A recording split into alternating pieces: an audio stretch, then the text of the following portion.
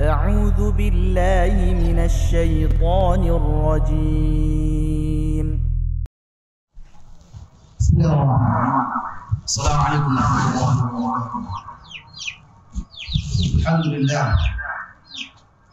والصلاة والسلام على رسول الله وعلى آله وصحبه ومن والاه.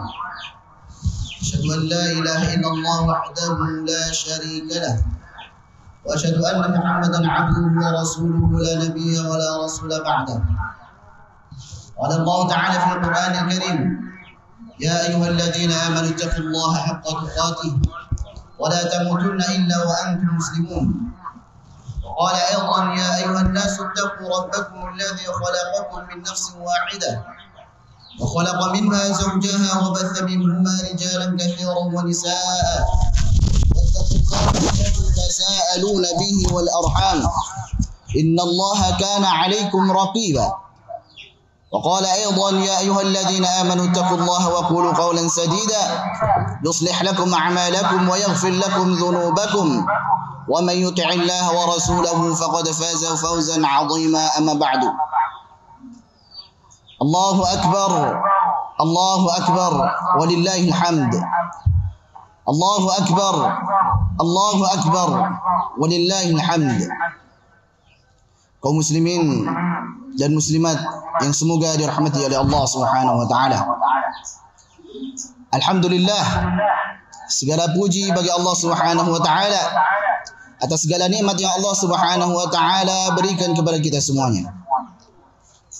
Pagi ini, seiring dengan mentari yang mulai membumbung tinggi, bagikan kalimat takbir Allahu Akbar bergemuruh memenuhi dunia ini.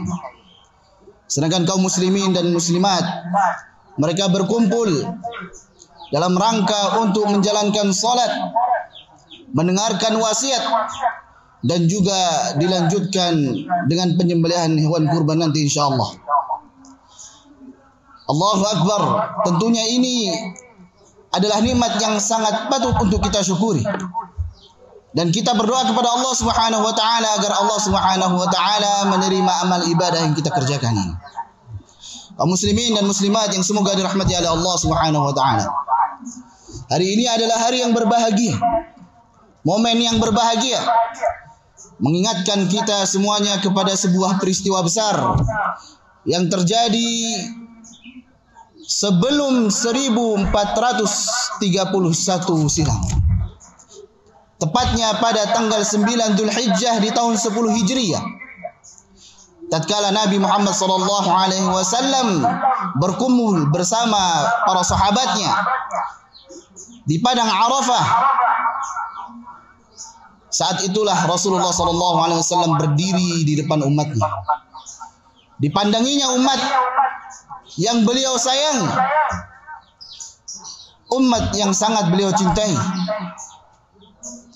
Kemudian Rasulullah sallallahu alaihi wasallam menyampaikan khutbahnya di peristiwa besar tersebut, yaitu Hajjatul Wada'. Beliau menyampaikan khutbah yang sangat panjang, dan ini adalah khutbah yang terakhir kali disampaikan oleh beliau di hadapan manusia yang banyak. Di antara isi khutbah beliau kita ambilkan dari yang terpenting dari beberapa yang penting. Rasulullah sallallahu alaihi wasallam bersabda, "Ayuhan nas, isma'u minni, fa inni la adri la'alli la alqaakum ba'da 'ami hadha fi mawqifi hadha abada." Wahai manusia, dengarkanlah apa yang akan aku katakan. Karena sesungguhnya aku pun tidak tahu apakah aku masih bisa bertemu dengan kalian lagi setelah tahun ini di tempat wukuf ini selamanya. Ayuhan nas, innamal mu'minuna ikhwah, fala tarji'unna ba'di kuffara yadribu ba'dukum riqaba ba'din. Wahai manusia, sesungguhnya sesama mukmin itu bersaudara, dan janganlah kalian itu kembali kepada kekafiran setelah sepeninggalanku. Dan jangan sampai di antara kalian itu saling bermusuhan sehingga memenggal leher yang satu dengan yang lainnya. Kaum muslimin dan muslimat yang semoga dirahmati oleh Allah Subhanahu wa taala. pesan yang beliau sampaikan tersebut sangatlah penting untuk kita renungkan bersama. Bahwasanya kita semuanya yang hadir pada pagi hari ini adalah saudara. Bukan karena kita diikat oleh ikatan darah, akan tetapi Allah Subhanahu wa taala persaudarakan kita di atas keimanan kepadanya dan kepada Rasulnya. Sungguh ini adalah persaudaraan di atas keimanan. Oleh karena itu, ikhwani fid din wa akhwati fillah rahimani wa rahimakumullah jami'an, kita jaga baik-baik persaudaraan kita ini. Bahwasanya setiap mukmin bersaudara. Sehingga di dalam sebuah hadis yang lainnya dari sahabat An-Nu'man bin Bashir radhiyallahu anhu, Nabi sallallahu alaihi wasallam bersabda, hadis yang diriwayatkan oleh Imam Muslim, beliau bersabda, "Matsalul mu'minina fi tawaddihim wa tarahumihim wa ta'atufihim kamatsalil jasadil wahid." Perumpamaan mukmin yang satu dengan mukmin yang lainnya di dalam saling mencintai dan mengasihi mereka ibaratkan satu tubuh. Idza ishtaka minhu 'udwun tada'a lahu sa'irul jasadi bis-sahri wal humma. Apabila satu bagian tubuh saja itu terkena duri, tertusuk, maka bagian tubuh yang lainnya akan merasakan sakitnya dengan tidak bisa tidur dan juga mengalami demam. Kaum muslimin dan muslimat yang semoga dirahmati oleh Allah Subhanahu wa taala. Demikianlah kita pula permisalan yang digambarkan oleh Rasulullah SAW. Jika ada di antara saudara-saudari kita yang merasakan kesusahan, maka kita pun selayaknya juga peka atas kesusahan saudara-saudari kita tersebut. Hendaklah kita menjadi makhluk yang peka dengan sesama kita, membantu yang lemah, yang kuat membantu yang lemah, yang kaya membantu yang miskin, dan sebagainya. Dengan demikian akan kokohlah persaudaraan kita sesama kaum mukminin. Ada tips yang diajarkan oleh Nabi SAW agar kita bisa saling mencintai di atas persaudaraan, di atas keimanan ini. Rasulullah SAW bersabda dari sahabat Abu Hurairah radhiyallahu anhu, beliau bersabda, "La tadkhuluna jannata hatta tu'minu." Kalian tidak akan pernah masuk surga sampai kalian beriman. Wala tu'minu hatta tahabbu. Dan kalian tidak dikatakan beriman sebelum kalian saling mencintai sesama saudara kalian. Awala adullukum ala syai'in idza fa'altumuhu tahabbtum. Maukah aku tunjukkan kepada kalian dengan sesuatu yang apabila kalian lakukan niscaya kalian akan saling mencintai. Afshus salama bainakum. Sebarkanlah salam di antara kalian. Mengucapkan salam, assalamualaikum, mendapatkan 10 pahala. Assalamualaikum warahmatullah, mendapatkan 20 pahala. Assalamualaikum warahmatullahi wabarakatuh, mendapatkan 30 pahala. Salam yang merupakan syiar agama Islam sekarang sudah mulai langka di antara kita. Maka hendaklah kita lestarikan kembali. Jika kita bertemu dengan saudara-saudari kita sesama kaum mukminin, kita ucapkan salam untuk mereka. Assalamualaikum. Karena di antara hak seorang muslim yang satu dengan muslim yang lainnya ada 6. Yang pertama disampaikan oleh Nabi Muhammad SAW adalah fa'idza laqitahu fasallim alaihi. Jika engkau bertemu dengan saudaramu sesama muslim, maka ucapkanlah salam untuknya. Assalamualaikum warahmatullahi wabarakatuh. Itulah yang hendaklah kita lakukan. Kita jaga, kita lestarikan kembali, yaitu mengucapkan salam kepada sesama saudara kita. Kaum muslimin yang semoga dirahmati oleh Allah Subhanahu wa taala. Kemudian di antara apa yang disampaikan oleh Rasulullah SAW dalam khutbah pada haji wada' tersebut, yaitu adalah ayuhan nas ittaqullaha fin nisa. Wahai manusia, khususnya yang laki-laki, bertakwalah kalian wahai laki-laki di dalam perkara perempuan, istri-istri kalian, ibu kalian, saudari-saudari kalian, bibi kalian. Hendaklah kita bertakwa kepada Allah Subhanahu wa taala di dalam bermuamalah, bersosialisasi dengan sesama kaum muslimin, khususnya lagi adalah kepada perempuan. Kenapa demikian? Khususnya kepada istri. Fa innakum akhadtumuhunna bi amanatillah. Karena sesungguhnya kalian telah mengambil istri-istri kalian dari orang tuanya tersebut dengan amanah dari Allah Subhanahu wa taala. Wastahlaltum furujahunna bi kalimatillah. Dan kalian halalkan kehormatannya dengan kalimat Allah Subhanahu wa taala saat kita mengucapkan qabiltu nikahaha wa tazwijaha dan sebagainya. Saya terima nikahnya fulanah binti fulan dengan mahar begini-begini dan seterusnya. Maka hendaklah kita bertakwa kepada Allah Subhanahu wa taala, memperlakukan perempuan dengan baik. Bagaimana kita sebagai seorang suami menjadi suami yang baik bagi istri kita? Bagaimana kita sebagai seorang bapak menjadi bapak yang baik untuk anak-anak kita? Bagaimana kita sebagai seorang anak laki-laki menjadi anak yang baik untuk ibu kita? Karena Nabi SAW bersabda, khairukum li ahli. Sebaik-baik kalian adalah orang yang paling baik kepada keluarganya. Bukan siapa yang paling sukses, bukan. Bukan siapa yang paling kaya, bukan. Bukan siapa yang paling tampan, bukan. Sebaik-baik suami adalah yang paling baik untuk keluarganya, untuk istrinya, untuk anak-anaknya. Wa ana khairukum li ahli. Dan saya, kata Nabi Muhammad SAW, adalah orang paling baik kepada keluarga. Kaum muslimin dan muslimat yang semoga dirahmati oleh Allah Subhanahu wa taala. Di dalam keluarga, khususnya sebagai seorang suami dan seorang bapak bagi anak-anak kita, hendaklah kita menjaga kewajiban-kewajiban yang harus kita tunaikan untuk mereka. Memberikan nafkah, baik itu lahir maupun batin. Kita berusaha untuk mencari nafkah, mencari uang untuk menghidupi keluarga kita. Di lain daripada itu juga kita menghidupi nafkah secara batin, memberikan rasa tenang, memberikan rasa nyaman untuk istri dan juga anak-anak kita. Namun ada yang lebih penting dari itu semua, yaitu kewajiban kita sebagai seorang suami atau seorang bapak adalah sebagaimana firman Allah Subhanahu wa taala, ya ayyuhalladzina amanu, wahai orang-orang yang beriman, qu anfusakum wa ahlikum nara. Peliharalah diri kalian sendiri dan juga keluarga kalian dari api neraka. Kewajiban kita sebagai seorang suami adalah bagaimana kita mengajarkan kepada istri kita salat, mengajarkan bagaimana bertauhid kepada Allah Subhanahu wa taala. Kewajiban sebagai seorang bapak adalah bagaimana mengajarkan kepada anak-anak kita, mendidik anak-anak kita sehingga tumbuh menjadi anak-anak yang saleh, yang salihah, yang taat kepada Allah Subhanahu wa taala.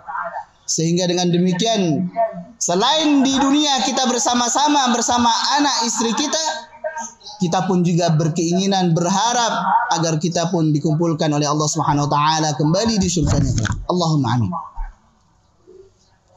Itu tadi adalah kewajiban seorang suami kepada istrinya. Adapun kewajiban istri kepada suaminya, walahunna alaikum kiswatuhunna wa rizquhunna bil ma'ruf. Sedangkan hak seorang suami dari istrinya adalah lakum alla yudkhilna ahadan takrahunahu buyutakum. Hak kita sebagai seorang suami, dan itu adalah kewajiban bagi istri, adalah jangan sampai istri memasukkan apapun, siapapun yang tidak disukai oleh suaminya di rumah. Jika suaminya berpesan, wahai istriku, jangan kau masukkan fulan atau fulanah yang sekiranya nanti ketika dia main akan menimbulkan permusuhan di antara kita. Jangan engkau melakukan hal yang sekiranya engkau lakukan tersebut akan menimbulkan permusuhan di antara kita, pertengkaran di antara kita. Itulah hak seorang suami yang didapat dari istrinya. Dan istri yang salihah, sebagaimana yang ditanyakan oleh seorang sahabat, ayyun nisa'i khair, siapakah perempuan yang terbaik itu wahai Nabi Muhammad SAW? Maka Nabi Muhammad SAW menjawab, allati idza nadartaha sarratka, yaitu jika engkau melihat kepada istrimu, maka istrimu tersebut akan menyenangkanmu, akan membahagiakanmu. Sehingga diperhatikan bagi istri-istri sekalian bagaimana supaya tampil dalam kondisi yang terbaik di depan suami, bukan sebaliknya. Banyak kaum muslimat, mayoritas dari kaum muslimat ketika keluar rumah, Masya Allah, berdandan bersolek dengan lama, dengan sempurna sehingga terlihat cantik di mata orang-orang lain. Akan tetapi sangat disayangkan ketika di rumah, Masya Allah, tampil apa adanya di depan suaminya. La haula wala quwata illa billah. Maka ini adalah suatu yang terbalik. Seharusnya seorang istri bagaimana dia tampil terbaik, menyenangkan hati suaminya. Bagaimana dia bisa menyunggingkan senyum di bibirnya. Bagaimana dia bisa berkata yang lembut sehingga membuat nyaman dan juga membuat tentram hati suami. Yang pertama adalah idza nadartaha sarratka wa idza amartaha ata'atka. Dan jika engkau wahai suami memperintah istrimu tersebut akan mentaatimu. Tentunya selama perintah tersebut adalah di hal yang ma'ruf, di hal kebaikan, bukan perintah dalam bermaksiat kepada Allah Subhanahu wa taala. Misalkan ketika suami memerintah kepada istrinya untuk keluar dari agama Islam, waliyadzubillah, atau memerintah istrinya untuk meninggalkan sholat, atau malah durhaka kepada kedua orang tuanya, atau memerintah kepada kemaksiatan-kemaksiatan yang lainnya. Nabi SAW bersabda, la ta'ata fi makhluk fi ma'siyatil khaliq. Tidak ada ketaatan untuk makhluk, meskipun itu suami nih, di dalam kemaksiatan kepada Al-Khaliq, yaitu Allah Subhanahu wa taala. Kaum muslimin dan muslimat yang semoga dirahmati oleh Allah Subhanahu wa taala. Kemudian di antara ciri istri yang terbaik, istri yang salihah adalah idza ghibta anha hafizatka fi malika wa nafsiha. Jika engkau tidak ada di rumah, engkau pergi darinya, maka istrimu tersebut akan menjaga dirinya dan juga menjaga hartanya. Dia menjaga kehormatannya. Bagaimana dia tidak berhubungan dengan laki-laki yang lain, baik di dunia nyata maupun di dunia maya. Semua itu harus dijaga, wahai kaum muslimat. Yang semoga kaum muslimat semuanya termasuk daripada istri-istri yang saleh. Karena sesungguhnya syarat untuk masuk surga bagi muslimat itu sangat mudah. Berbeda dengan laki-laki yang harus mencari nafkah keluar, yang sebagian kondisi harus berjihad di jalan Allah, dan lain sebagainya. Akan tetapi perempuan, perhatikan sabda Nabi SAW, idza shallatil mar'atu khamsaha, jika perempuan atau istri itu salat 5 waktu, menjaga salatnya, wa addat zakataha, dan juga menunaikan zakatnya, wa shamat syahraha, dan juga berpuasa di bulan suci Ramadan, wa ata'at zaujaha, dan juga taat kepada suaminya, qila laha, dikatakan kepadanya kelak di akhirat, udkhulil jannata min ayyi abwabil jannati syi'ti, masuklah ke surga dari pintu surga mana saja yang kau kehendaki. Masya Allah. Sehingga saat seorang perempuan, seorang istri menjalankan sholat 5 waktu, berpuasa, zakat, kemudian taat kepada suaminya, Masya Allah, mudah, hanya 4 saja syaratnya, maka dikatakan kepadanya masuk surga. Silahkan masuk surga dari pintu mana saja yang kau kehendaki. Masya Allah. Demikianlah mudahnya kaum muslimat untuk masuk surga. Allah berikan kemudahan, tetapi sayangnya Nabi SAW beliau bersabda, ayuhan nisa tasaddaqna wa akthirna al-istighfar. Wahai perempuan-perempuan, bersedekahlah kalian dan perbanyaklah istighfar, memohon ampun kepada Allah Subhanahu wa taala. Fa inni ra'aitukunna aktsar ahli nar. Karena sesungguhnya aku melihat kalian itu ternyata perempuan-perempuanlah yang paling banyak menghuni neraka. Kenapa bisa demikian? Sehingga seorang muslim bertanya kepada Nabi SAW, kenapa wahai Rasulullah?